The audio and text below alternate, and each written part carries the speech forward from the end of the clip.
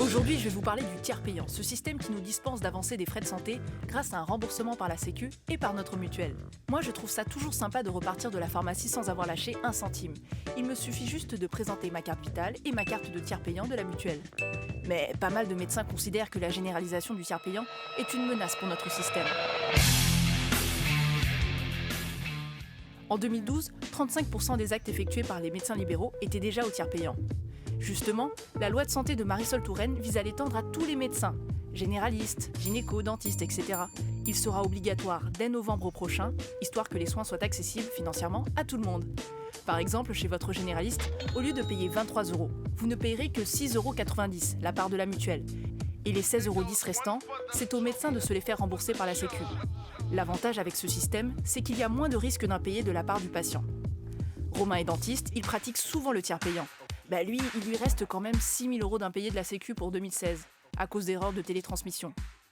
Pour récupérer son argent, il doit galérer des heures au téléphone, un peu décourageant. Dans sa loi, la ministre de la Santé donne 7 jours à la Sécu pour payer le médecin. Au-delà, il y aura des pénalités.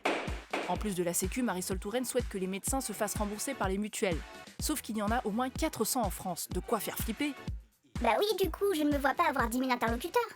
D'où la nécessité, selon l'IGAS, Inspection Générale des Affaires Sociales, de toutes les réunir pour ne former qu'un seul interlocuteur.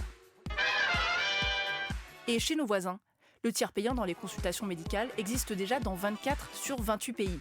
En Allemagne, en Autriche ou aux Pays-Bas, il est même généralisé. En France, certains médecins ont peur que leurs patients se déresponsabilisent, en mode « Bonjour Madame la kiné ». « Bonjour, qu'est-ce qui vous amène ?»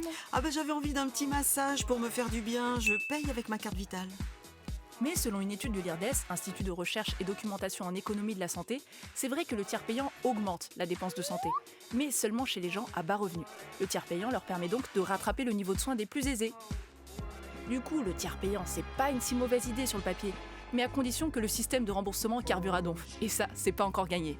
Trago em meu corpo as marcas do meu tempo.